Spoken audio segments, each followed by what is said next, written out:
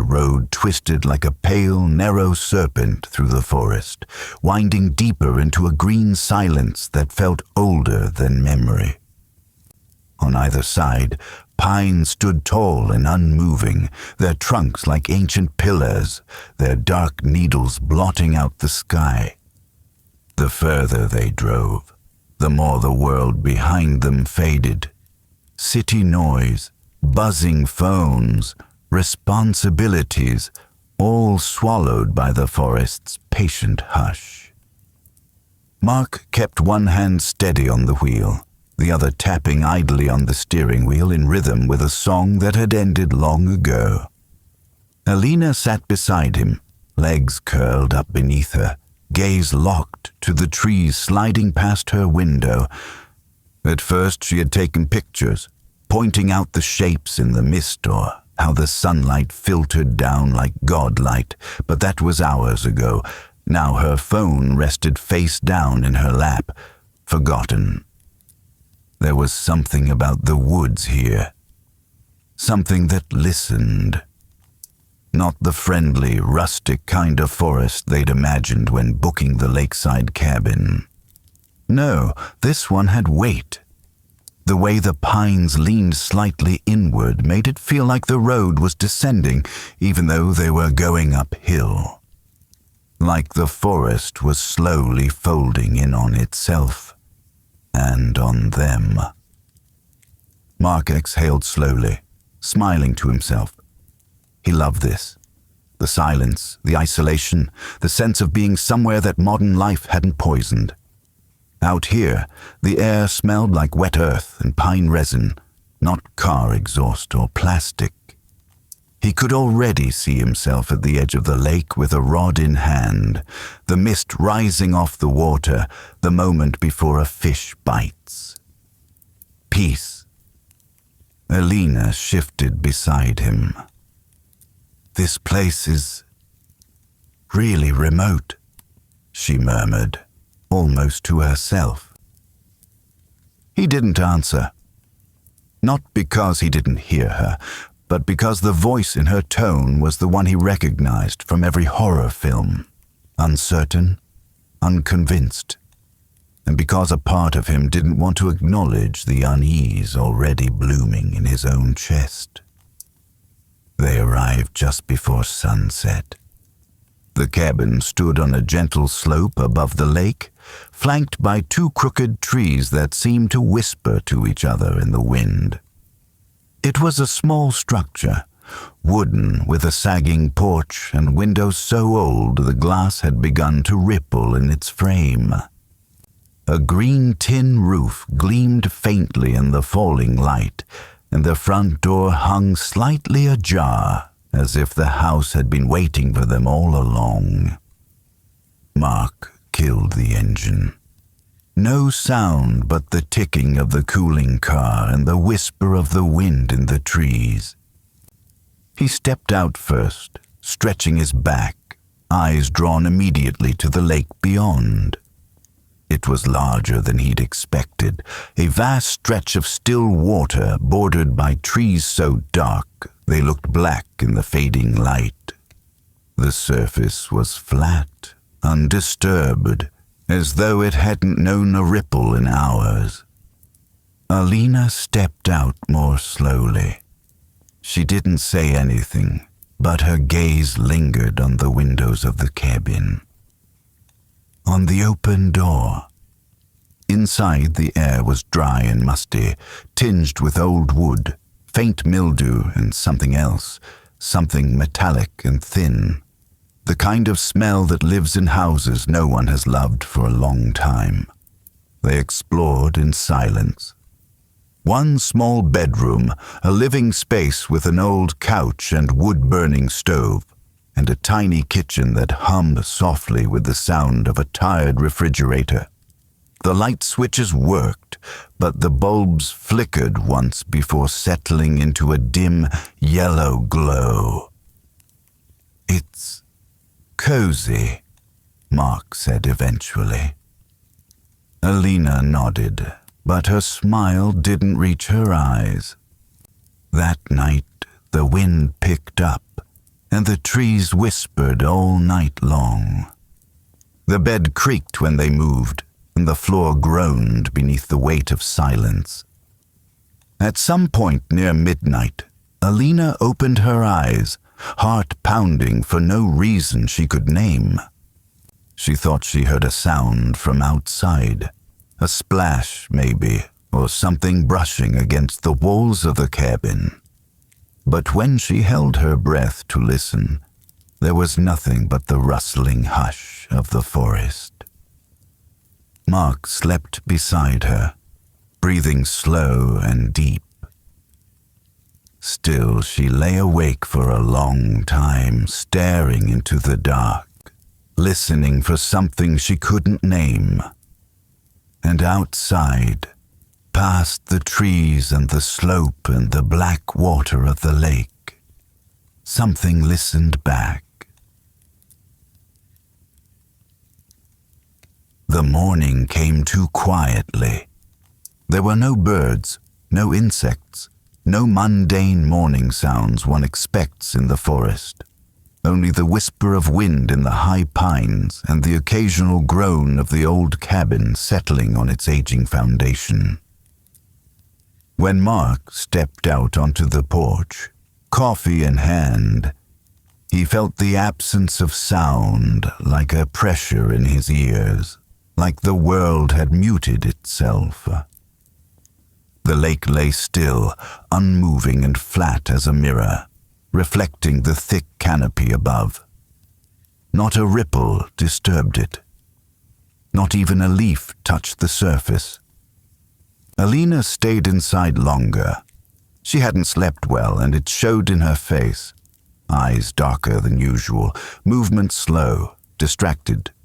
When she finally joined him, she didn't speak.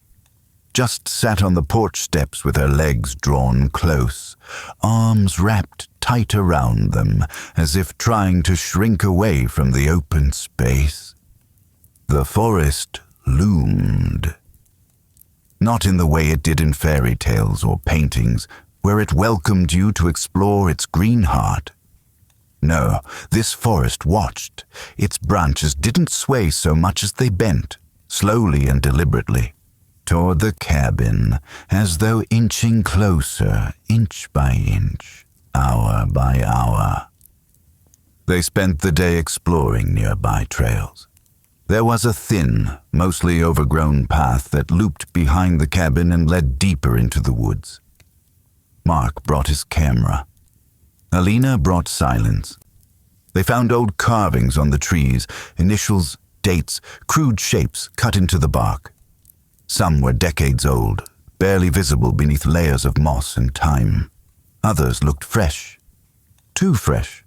The kind where the bark still weeps sap.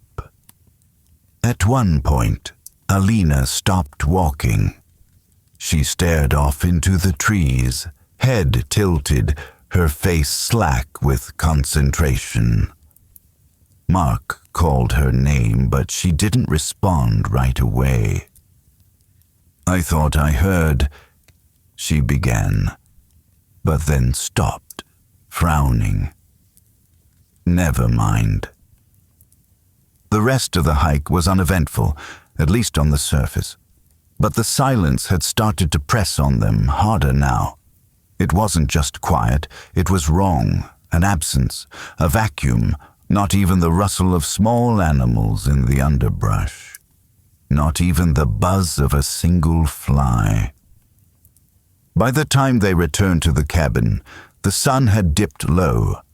The sky turned a dusty gold, shadows growing long and sharp. The air had cooled, and a light mist was already beginning to creep over the lake, as though the water itself were exhaling. Mark stood by the shore for a long while, staring out across it. He could already imagine where the best fishing spots might be, how deep it must run in the middle. He saw no fish, but that didn't bother him. Lakes like this, they hid their treasures deep. Alina, meanwhile, lingered by the cabin's open doorway, her arms wrapped around herself, watching the mist crawl across the surface of the lake like fingers searching for something. That night, the wind didn't blow. The trees didn't move, and the cabin felt colder than it should have. They lay in bed with the blankets pulled up to their chins and the heater making its slow, wheezing sighs. Mark was already drifting off when Alina whispered, just loud enough for the room to hear, "I had that dream again." Mark opened one eye, still mostly asleep. "I was in the water," she said, "but I wasn't scared at first. The lake was calm, peaceful. I just floated. But then," she paused. "Something took my hand.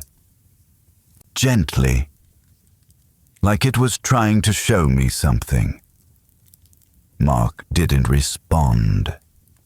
She wasn't sure if he was even awake anymore. She rolled to her side, facing the window, eyes wide open in the dark. Outside, the fog was thicker now. It had crept up to the very walls of the cabin, and through the aged glass, she could barely make out the shapes of trees. The world beyond had become a blur. Just before sleep finally claimed her, she thought she heard it again. A voice. Faint. Far. Calling her name from the direction of the lake. By late afternoon, the clouds had thickened into a flat gray ceiling, heavy and unmoving. The light was dull and directionless, making it hard to tell how much of the day had passed. The lake looked like a great expanse of liquid glass. Dark, unbroken, without even the shimmer of a breeze. Mark stood at the edge of the water, fishing rod in hand, his backpack slung over one shoulder.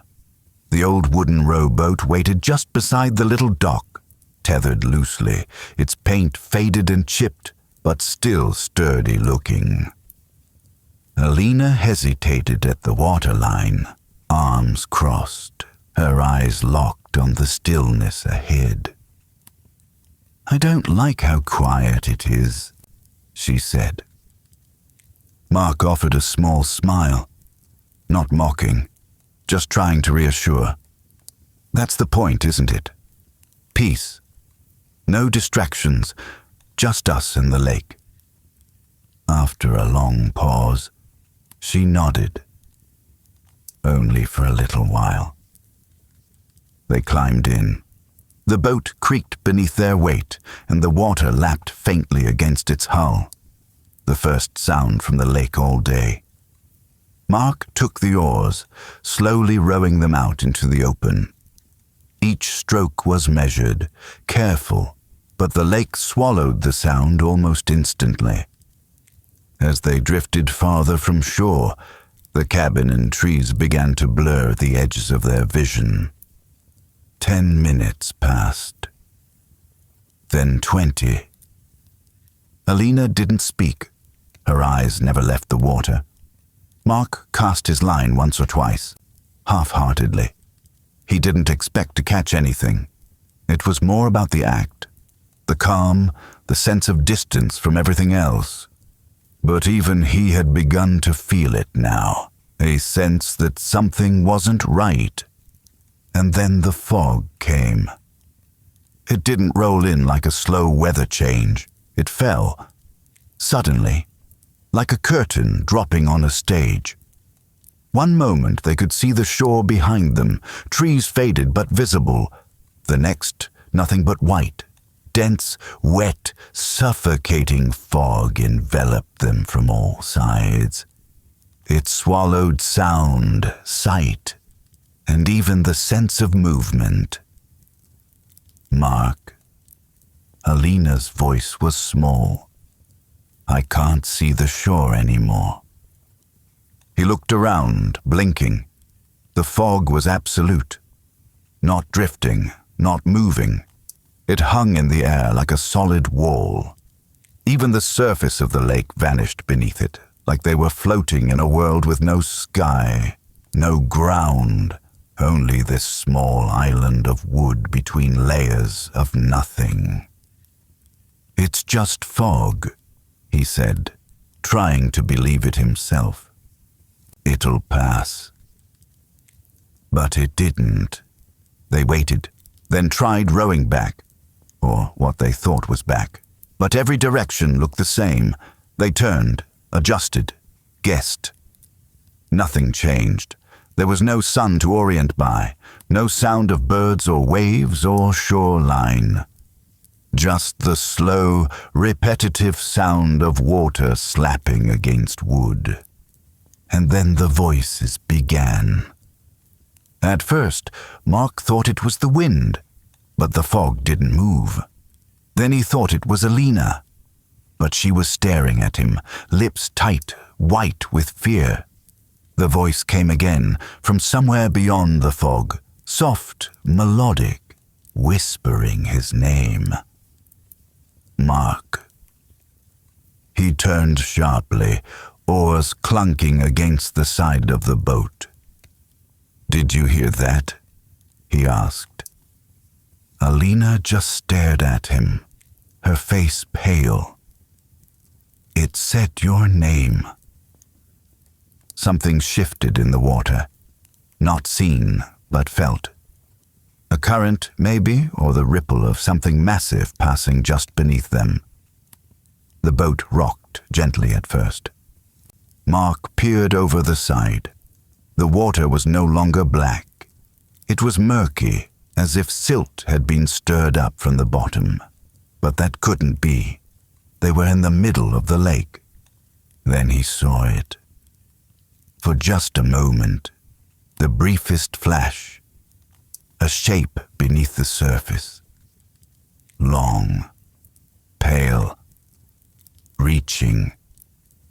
He jerked back, heart thundering. Alina had already pulled her legs up onto the bench, arms wrapped tight around herself. "We need to go back. Now." "I don't know which way is back." The fog thickened. Now, even the water a foot from the boat was impossible to see. The world ended just beyond their hands. Then a splash. Not beside them, underneath. Something deep, heavy. The boat shuddered slightly. Alina gasped.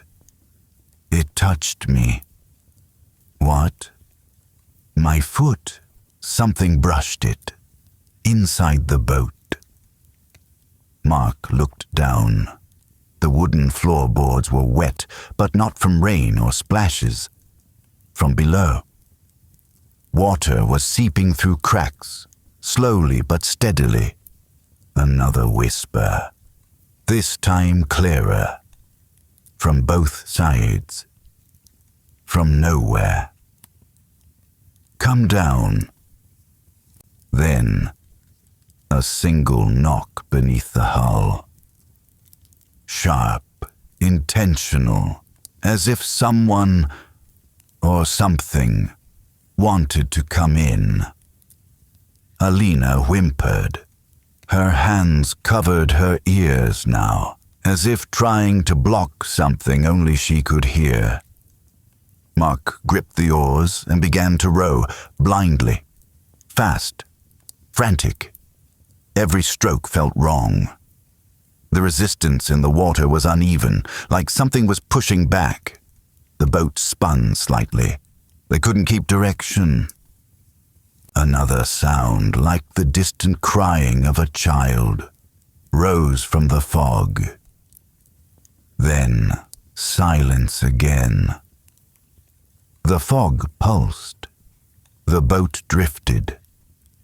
And the lake listened. The fog was no longer just around them. It was inside them. It pressed into their lungs with each shallow breath, seeping through their clothes, clinging to skin like a living thing. Time had lost all definition. Minutes bled into hours, or maybe it had only been seconds since the whispers started. There was no sun anymore, no light source at all. Just that same dim, directionless grey pressing in from every side, above and below, as though the lake had swallowed the sky. Mark had stopped rowing. At some point his arms had gone numb, the effort pointless, the water offering no resistance or too much, depending on the moment. The lake had changed. It no longer felt like water beneath them. It was too still, too thick. There was no sense of depth anymore. It could have been inches deep or bottomless. Whatever lay beneath the boat was no longer just lake bed and silt. It was something else, something vast and listening. Alina sat across from him, unmoving, her knees drawn to her chest. Her eyes had a vacant, distant look, as though she was seeing something Mark couldn't. She whispered to herself. Not in panic, not in fear, but softly, reverently, like repeating a lullaby she had never learned. Her lips barely moved. Mark tried to listen, but the words made no sense. Not in any language he knew, and yet, deep down, something in him understood. Not logically, but viscerally. Like recognizing a song you've only heard in dreams. Something shifted below. Not a sound, a sensation, as though the entire body of water breathed in and the boat sank a fraction of an inch. It was subtle, almost imperceptible, but enough to send a spike of cold through Mark's spine. And then came the ripples. Tiny at first, small waves licking against the sides of the boat, but growing, spiraling outward from nowhere, or from beneath. The rhythm was wrong. Water wasn't supposed to move like that. The ripples weren't reacting to the boat. They were circling it, drawing closer, intentional. He looked over the edge.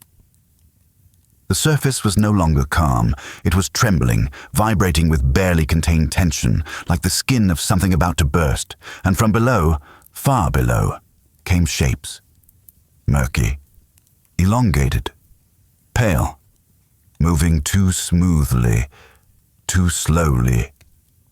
Not fish, not human.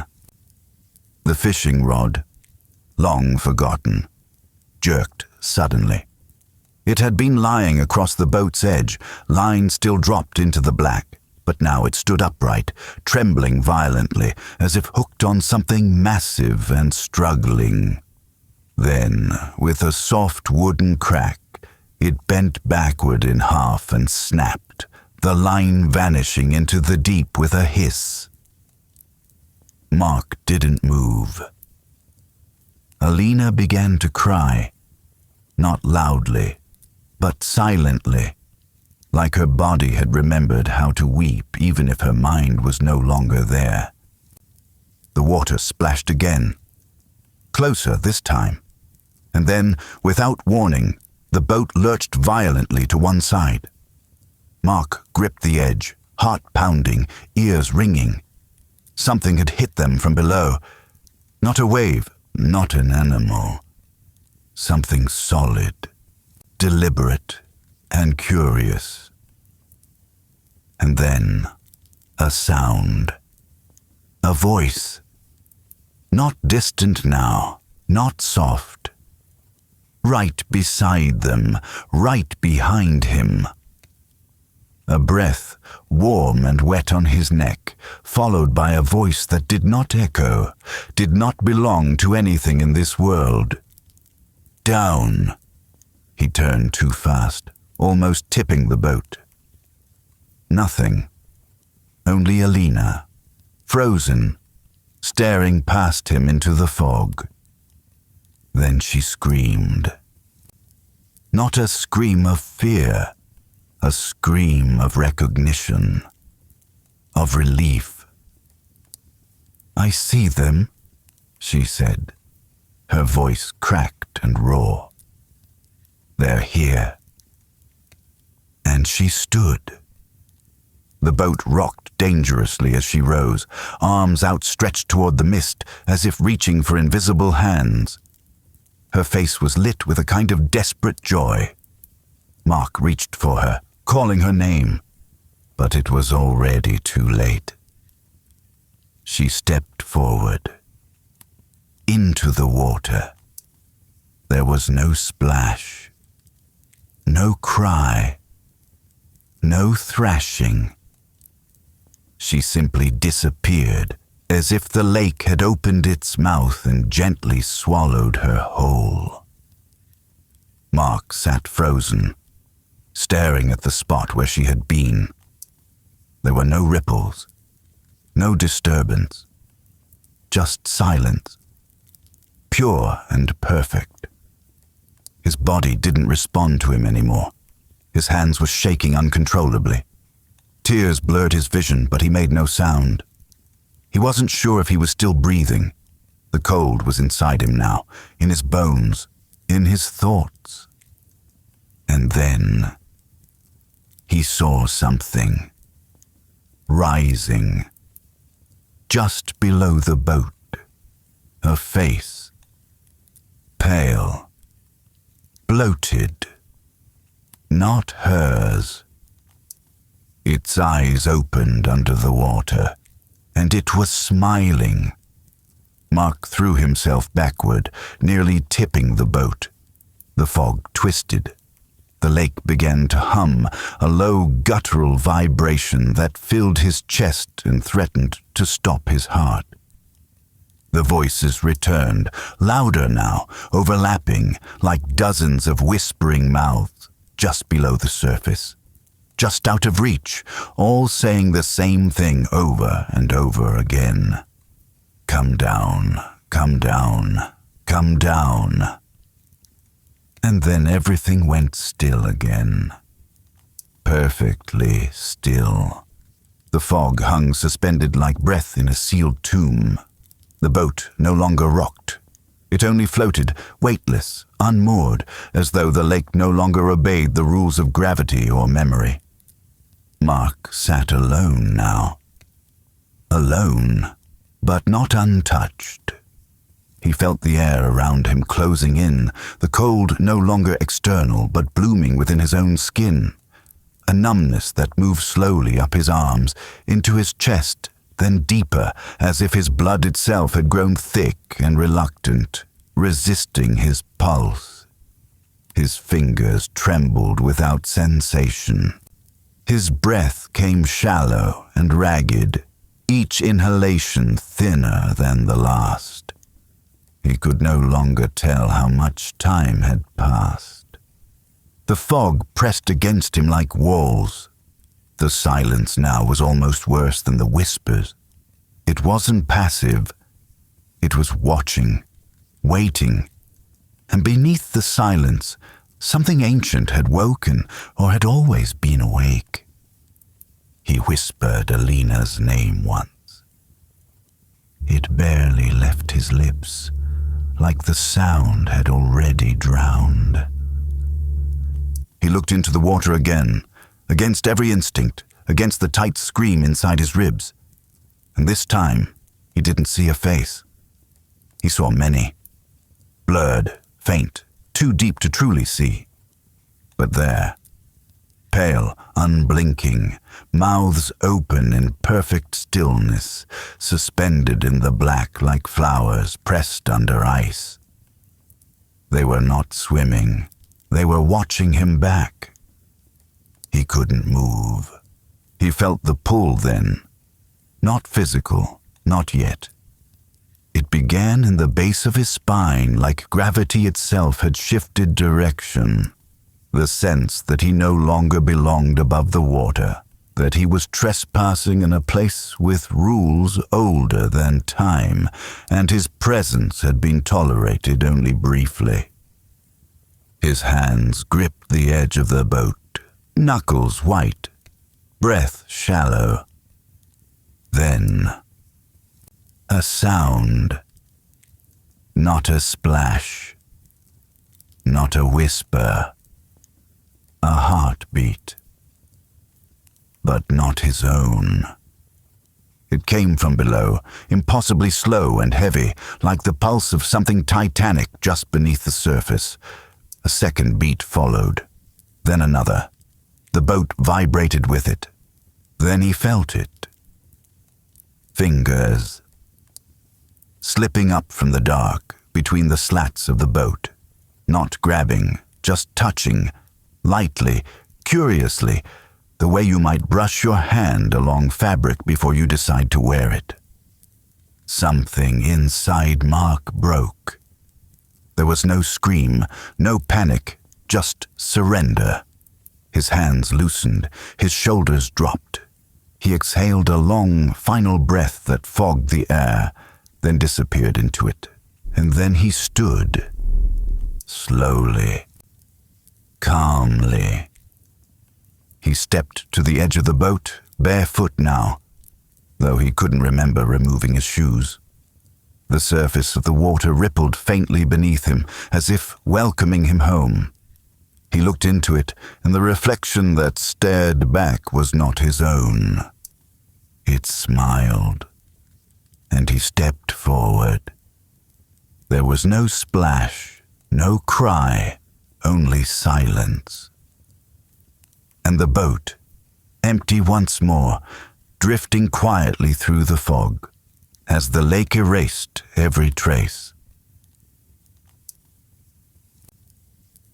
Morning returned with a pale, indifferent light, spilling across the glass surface of the lake like milk across marble. Cold, smooth, and without warmth. There was no sunrise, not truly, only the slow bleeding away of darkness into a colorless sky, as though the world had forgotten how to breathe in color. The trees stood silent along the shoreline, brittle in the stillness, their branches unmoving, stripped of their songbirds and softened winds. Even the insects seemed absent now. It was the kind of morning that felt forgotten, as if time had skipped this place entirely. The boat came into view just after 6. It drifted slowly toward the shallows, unguided and uncaring, nudged now and then by invisible ripples, as though the lake itself was returning it, not with violence or urgency, but with a cold, ceremonial detachment, like laying a body down at the edge of a grave. 2 fishermen saw it first, locals from the next village over, come early for trout in the far coves. They didn't speak right away, only watched as the little wooden vessel came closer, cutting softly through the low-lying mist that still clung stubbornly to the shore. Something about it was wrong. Not alarming, not grotesque, just wrong in a way that gripped the ribs and turned the air sour in the throat. It was too empty, too deliberate. They waded in when it got close enough. The boat was damp but intact, scratched along the sides as if it had brushed against something rough and unforgiving. There were no oars, no bags, no people.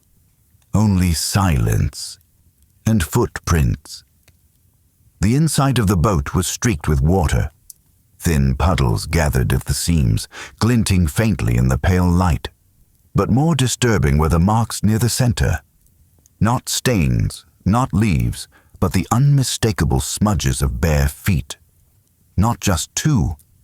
There were 3 sets, 2 dry, slightly muddied, 1 larger, 1 smaller, and a 3rd, spaced strangely, too long and wet, as though the feet had not stepped into the boat but had risen up into it from below. The fishermen said nothing. They pushed the boat back slightly as though contact alone might be dangerous and walked away more quickly than pride would have allowed under other circumstances. They told no stories that day. They did not cast their lines. Later, the police would arrive, and the story would follow a path well worn in such places. A rented cabin, a couple from the city, their belongings still neatly arranged inside. Clothes, toothbrushes, a half-eaten loaf of bread, a book opened halfway through. No signs of violence, no signs of a struggle. Just absence, precise and clean, as though someone had gently peeled them from the world like dead leaves from glass. The cabin was closed that same week. Official reasons weren't given. The agency pulled its listing quietly. Locals noted it without much discussion, the way they noted storms in the distance or bones in the soil. No surprise, no protest, only quiet recognition, as if the lake had taken before and would take again. People in the village still speak of the lake, though not always directly. They give it space now. No one swims there after dusk. The tourists still come, of course. In the right season, the forest is breathtaking. But the locals know better than to linger on the subject when asked. Some say if you go down to the water's edge just after sundown, when the fog begins to breathe and the trees hold their breath, you can still hear voices. Not screaming, not crying, just voices, drifting softly across the water like low winds.